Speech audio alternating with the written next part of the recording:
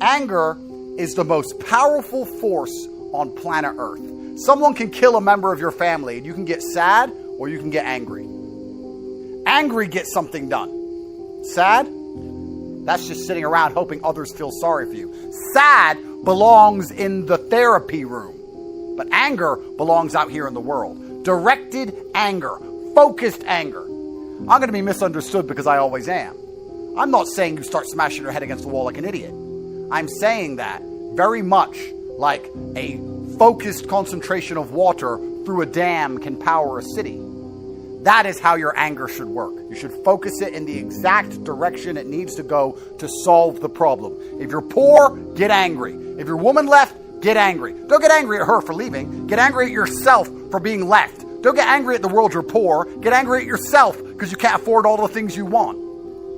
Anger is the correct response to any emotion because anger elicits instant action. You know, I'm so anti-therapy, and I've had these conversations so many times with people. Their answer is that I need therapy, supposedly. If I need therapy, how come every single person on the planet knows my name? How come every single time I walk in the room, they're like, oh, Mr. Tate, Mr. Tate. And everyone starts going, Top G, and getting cameras out. How come I'm an international celebrity with hundreds of millions of fucking dollars? How come when I was thrown in jail and put in a Romanian dungeon for 4 months to stare at the wall, I came out perfectly fine and still destroyed the mainstream media in all of their setup interviews in a way you could never do? How come I'm so monumentally successful and my women never turned on me and I have so many fucking children and all I do is win and you're telling me that I need therapy while you're in therapy and you're a nobody? Nobody even knows who you are. I don't need therapy. I self-therapize. And I self-therapize with anger because anger makes me brave. And my bravery has allowed me to grab demons by the neck. People say to me, oh, I have anxiety. And they talk about it like it's a bad thing. Like this anxiety demon has come into his life and ruined his life. You have anxiety over stupid shit. Keep your anxiety demon and now have anxiety that you're not rich. Get to the point where you can't sit still and watch Netflix and eat ice cream because you are too anxious about the fact that you don't have $100 million.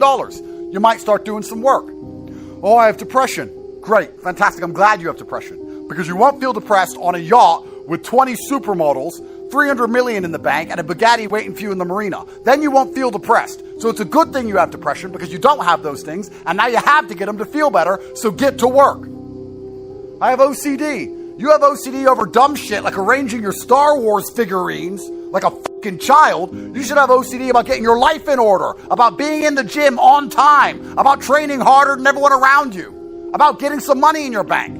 You don't have to get rid of these conditions. I would argue that Elon, the man who's putting rockets into space, probably has OCD. That's how he managed to get a rocket into space. And you're saying your OCD prevents you from fucking washing the dishes because you're a fuck up and you are a failure.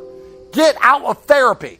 I publicly state that I have anxiety.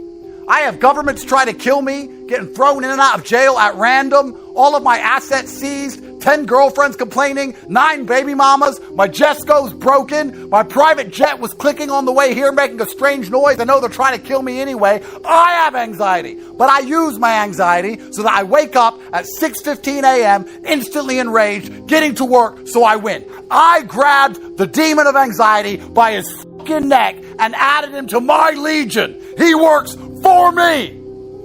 You have dulled your sword, so you have nothing to threaten the demons with, because you're too busy sitting around in therapy like a little girl. When anxiety turns up, you cower before it with your little weak, dull sword. I pull my blade and say, you now work for me. By force. I have depression. I have OCD. I have all of it. These demons work for me. I am the leader. They are my army. That is how I've conquered the world. If you're at home complaining, I have OCD, I have anxiety, I have depression, you need to get these demons in check. They are your weapons against mediocrity. Therapists will never tell you that. A therapist will say, oh, we have to get rid of your anxiety. We have to get rid of your anxiety. Just bend over and spread your butt cheeks. We're going to get rid of your anxiety.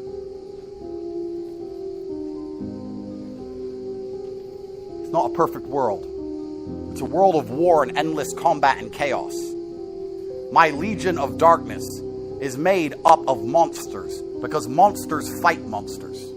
I can only beat my enemies because of all my flaws, because of all my conditions, because of everything that's wrong with me. There's things wrong with me, supposedly, but all of those things work for me. And it seems that whenever I direct my chi at any task, even escaping the highest level matrix setup in the most corrupt country on the map, I somehow managed to pull it off. You think I got out of this Romanian bullshit situation with luck? You think I got out of it with law? You think I just sat around and the law helped me, or I was lucky? I woke up 4 or 5 times a night. I could not sleep. When you wake up and you cannot sleep, you know what you do? You lay in bed and cry like a baby. You lay in bed, wah, wah. I can't sleep like a fucking baby.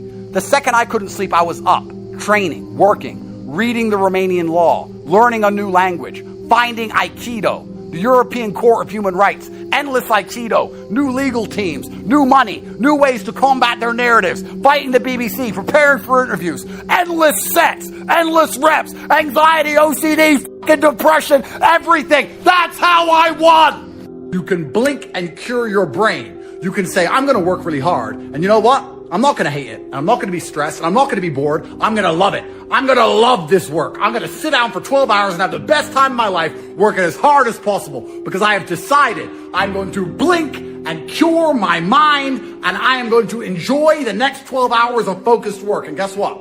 You'll work better than ever before. I was afraid, and I used that fear to train as hard as possible. And you can apply that to life as a whole. You need to use the fear of being mediocre and use it to make you try as hard as possible. The reason with most mediocre people is they don't have a fear of being mediocre. They've listened to the matrix programming and they've been convinced that being mediocre is absolutely fine. It's fine to not be that successful. You know what? All our graves are the same size. Doesn't matter what you achieve in your life. Doop-de-doo, dumpty-dum. This is the slave mind. And I refuse to accept it. I do not accept that. I accept I'm an exceptional individual and I deserve an exceptional experience of the human consciousness. And that's what I'm going to fucking have. And it doesn't matter if I have to do it myself, that's fine because no one else is going to do it for me. So yeah, there has to be a healthy fear. If you're genuinely scared and genuinely uncomfortable in a certain situation, you're going to move. If you fall asleep on your arm and it gets uncomfortable, you'll wake your ass up and move your arm.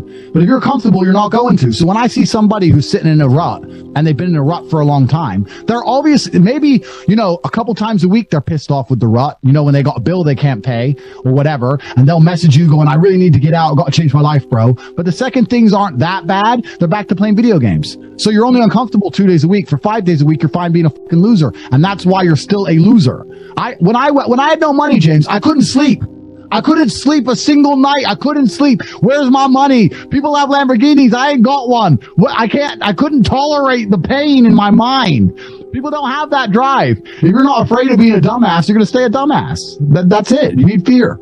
This is important, especially if you are at home and you're not yet as successful as you want to be. If you don't have your life in exactly the place you want it, if you still feel trapped, whether it's financially or some other way, after the disappointment, swallow the disappointment. Take a minute and look around you and say, I deserve more than this. But then, what's the important point? You must begin to work instantly. Say depression isn't real. I said feeling depressed is real. But the idea that depression is going to strike you in your mind and there's nothing you can do about it, I think that is promoting helplessness amongst depressed people, and that's the reason they kill themselves. I don't think that making people helpless in an unfortunate situation is the great thing to do. You have to give people hope. And I explained that when you believe in something, you give it power. So I tried to say that when I felt at my lowest and I achieved the most I've ever achieved in my life, the reason I was capable of doing that is because I didn't believe in the paradigm of being a depressed person. I just believe that this is how I currently feel, and it, I'm going to do whatever it takes to get my life to be better. And I gave a very simple example, an analogy. I said, if you take two people, one believes in ghosts and one doesn't, and you put them both in haunted houses, and in the middle of the night there's a bang.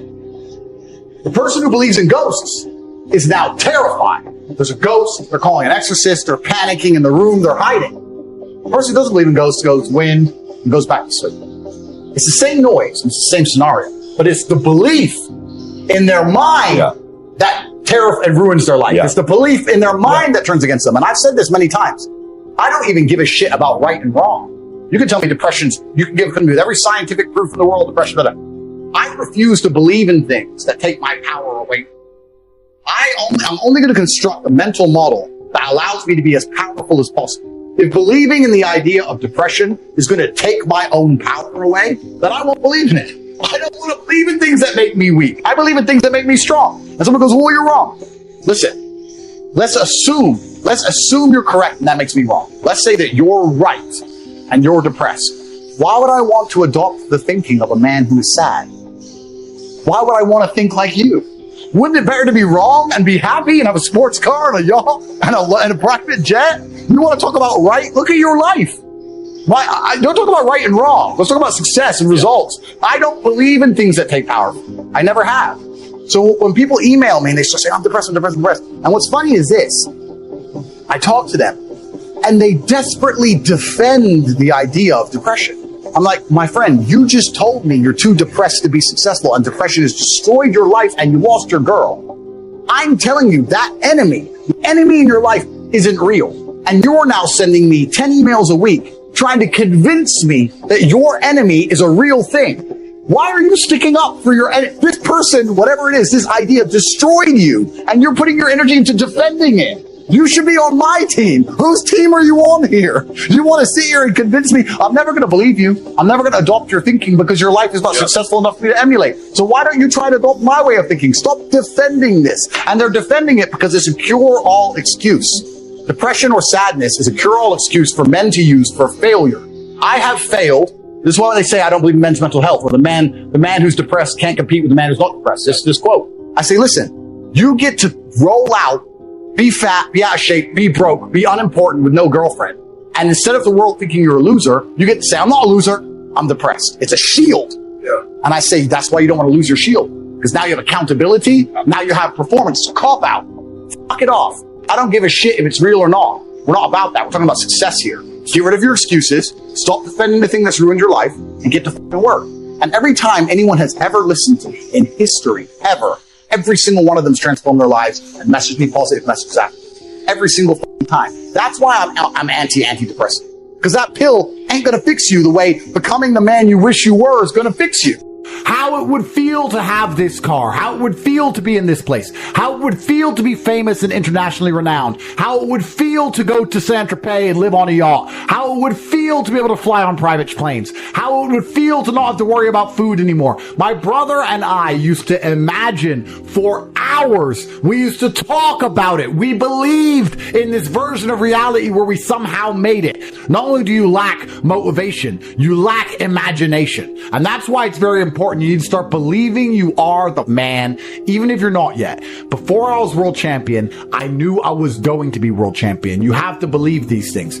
We had imagination and we had hunger and fire. You don't have those things. That's why you're fucked.